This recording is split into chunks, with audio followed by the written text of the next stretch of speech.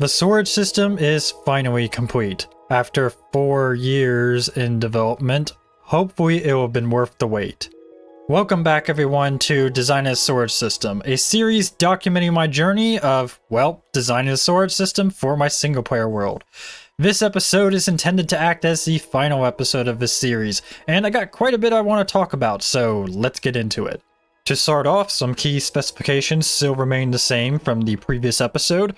The general layout of the storage halls is still that in the shape of an H, with this main hall still having 84 MIS categories and 168 bulk slices, with an additional 48 bulk slices here in the connector hall. Each bulk slice is capable of storing up to 620,000 items, and each MIS category has 4 double chests of capacity. Each MIS category is serviced by an MIS V5, and each bulk slice is loaded via a shulker box sorter. Determining an item layout for the storage hall was definitely quite a challenge. The end result is something that I'm not entirely satisfied with, but I guess I could always tweak it some when I go to build and survival.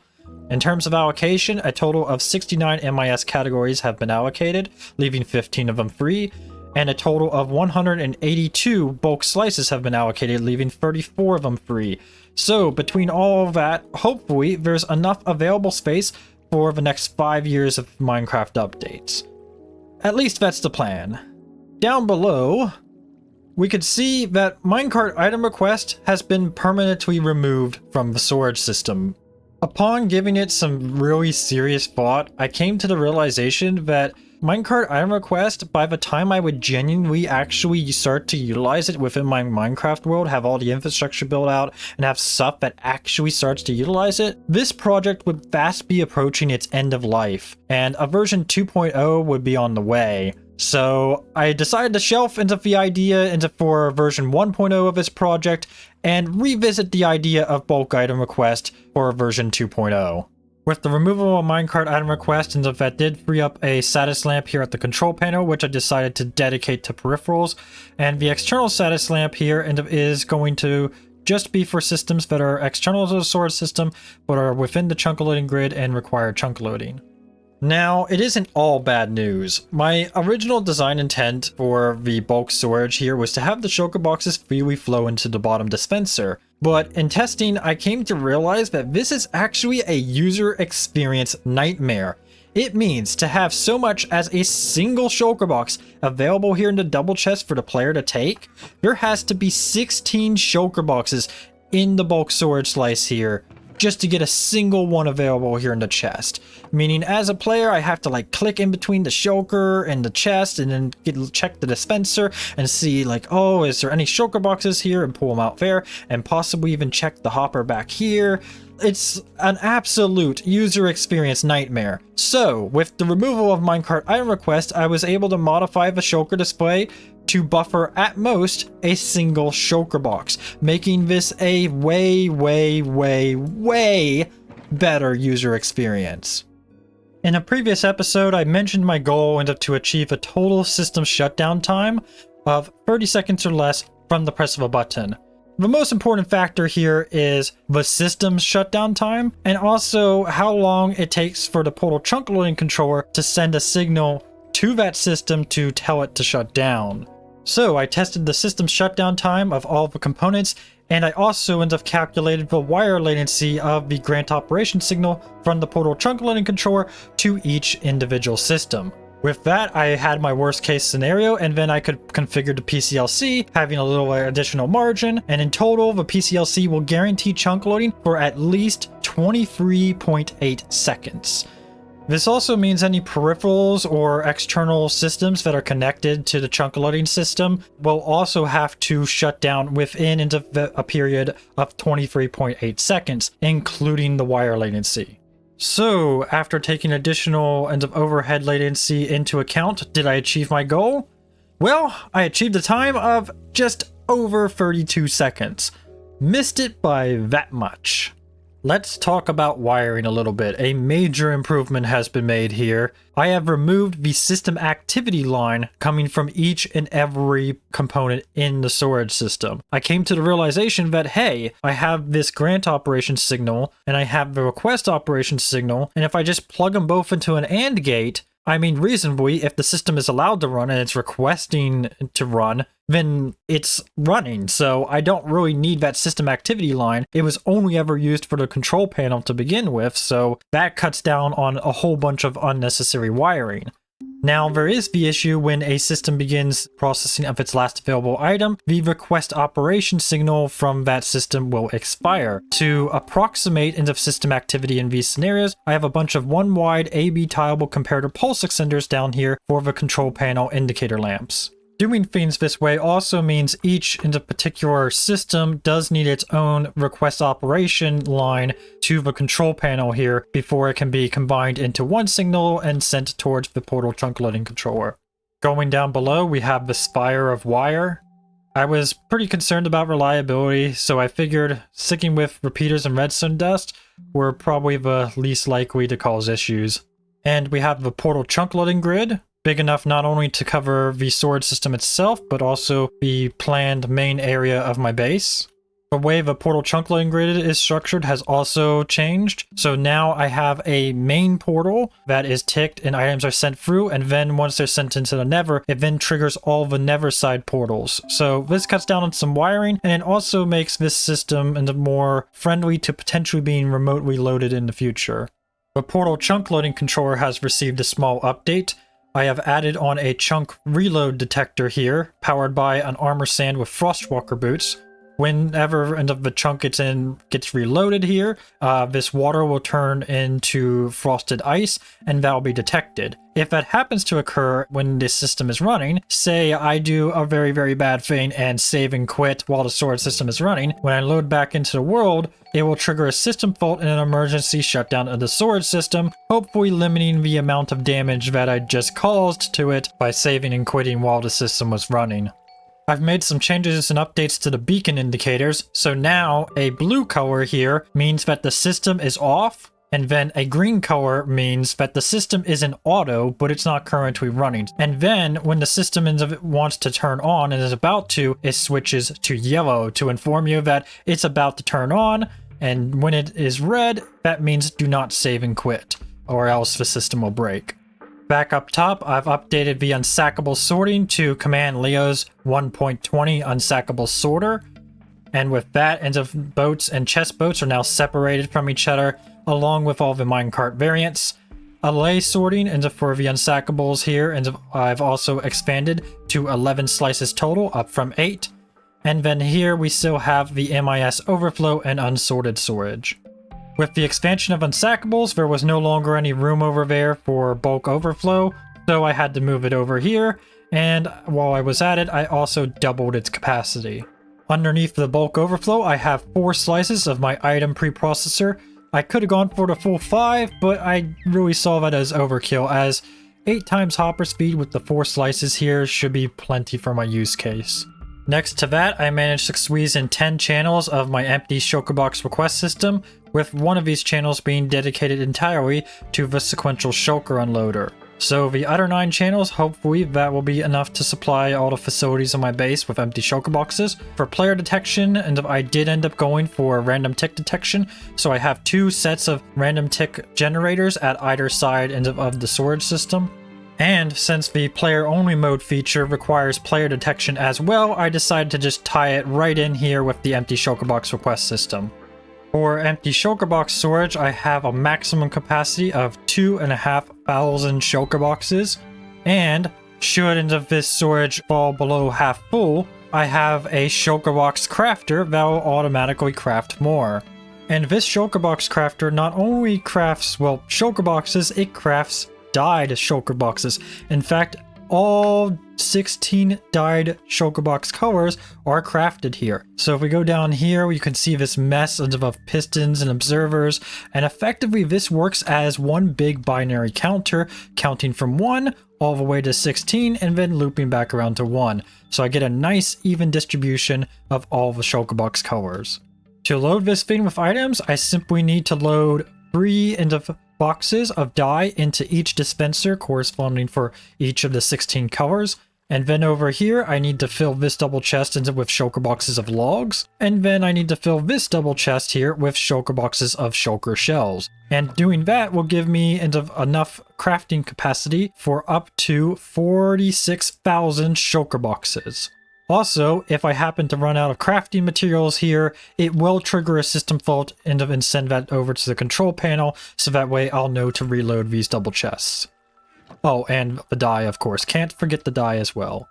For bulk item sorting, I am still using the sequential shulker unloader.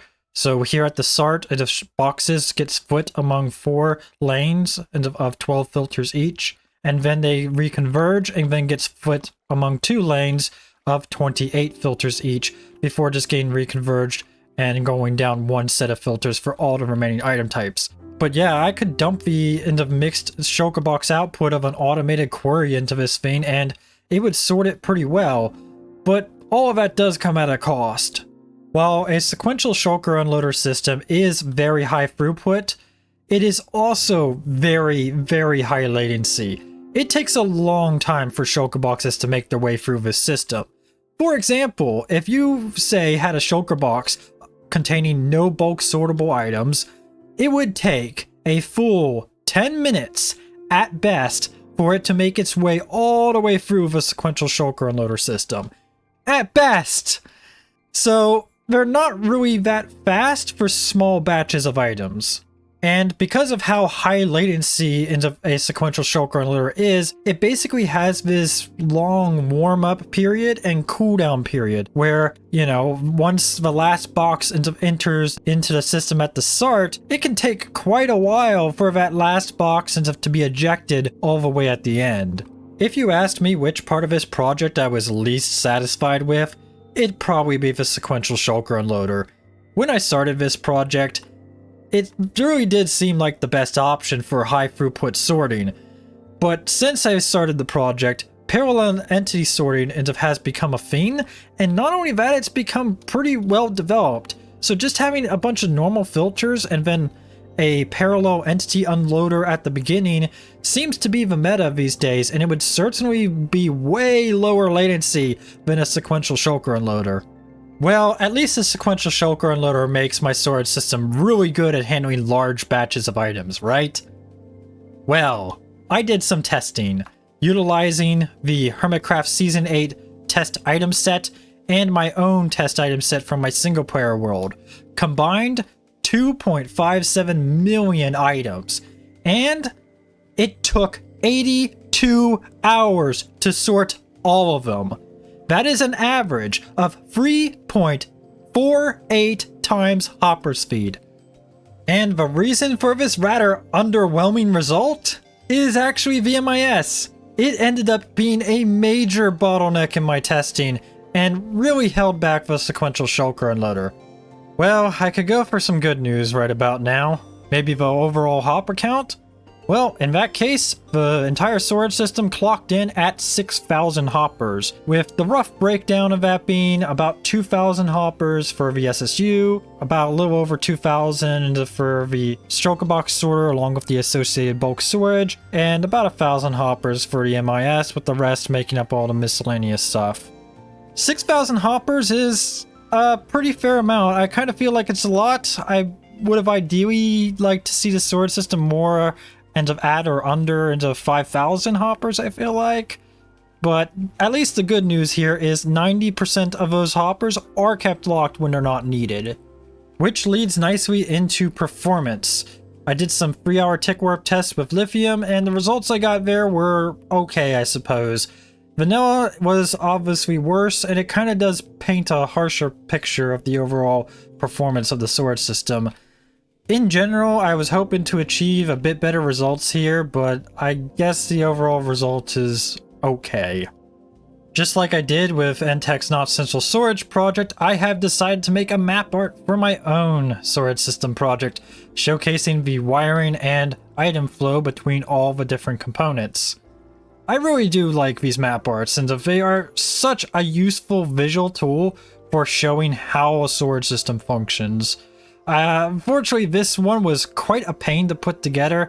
I had to go through many iterations in order to actually get everything here to fit.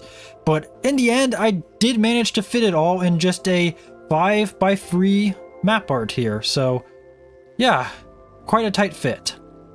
Alright, time to address the elephant encapsulating the storage system. This is the planned shape of my base. It features 3 main towers in fixed positions, perfect for running utilities and vertical player transport, and a main inner area here, large enough to encapsulate the entire storage system. Each floor is 16 blocks in height, with the storage system taking up floors 2, 3, 4, which is where the main storage hall is, and floor 5. And from sea level, there are a maximum of 14 floors in total. The basement level, on the other hand, I haven't really fully locked in. A bit of a wild card, a bit up in the air, or would it be down in the dirt, as to exactly what I'm going to do with that. As you might imagine, I've gone through a number of iterations in determining what the general shape of my base will take. And it's been a real key challenge for the storage system project, because I need a structure that can contain the storage system, and I need a storage system that can be comfortably contained within a structure. So it's been quite of a challenge, and it's also one of the reasons why the hall layout is the way it is, instead of, say, your traditional cross end of shape storage hall layout. I don't have a block palette picked out yet, or even a general idea of like, do I want this to be lightly colored, darkly colored? Do I want to be more skyscraper-esque and have a whole bunch of glass or not? A lot of decisions still have to be made, but at the very least, I think there's a lot of opportunities here to have some really cool details. I definitely like these upper sideway levels, and I feel like a lot of interesting stuff could be done up here. Don't know how I feel about the top, though. Kinda looks like the top of an air traffic control tower. To answer the question posed at the beginning of the video, was it worth the wait? Well, I'll be honest with you, this storage system is outdated the day it's releasing. Heck, even if I had completed it and released it a year ago, it still would have been outdated then. So, for everyone else out there, perhaps not really worth the wait. But for me personally, it is quite a relief to finally have this project concluded. Is it perfect? Heck no. I have so many ideas on so many different ways I could do things and improve things. I could be here designing for another 4 years. But at some point, the project does have to conclude, and for me personally, I really miss playing survival Minecraft. Most of my time, whenever I boot up this game, has just been endlessly iterating in a creative world, which does get quite stale at some point. While I don't feel good about wholeheartedly recommending anyone build this storage system, there is one key feature that I feel like everyone should take away from this, and the feature that I feel people perhaps sleep on the most. Storage system control. It is so important for this system, and I think it can be very important for other systems potentially too. Not only does it set a clear relationship between player and storage system and how the player has to treat the storage system to ensure its reliability, it also changes the way you think about how you design a storage system. If you're making a storage system for single player, obviously you don't want to have to wait for 5 minutes before you can save and quit, so shutdown time becomes a big issue, and it really gets you to think about, hey, how can I make this component shut down more quickly? How can I make it so it can safely pause its operation?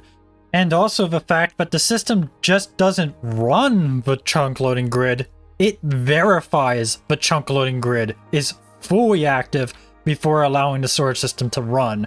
And if the grid fails while it's running, it will trigger a shutdown of the storage system and throw a system fault. There are many aspects of the project that I am not proud of. This isn't one of them. This is what makes everything work. Literally. Well, if I haven't scared you off from potentially building this storage system, or better yet, using it as a basis for your own project, tweaking it and changing the components, that's the route I would go if you were interested in this project at all. then you will find the world download in the description down below. Includes the full storage system, all the individual components, and the component credits. This concludes my storage system project. That's it. I'm done. Until next time, everyone, I'll catch y'all later. Bye.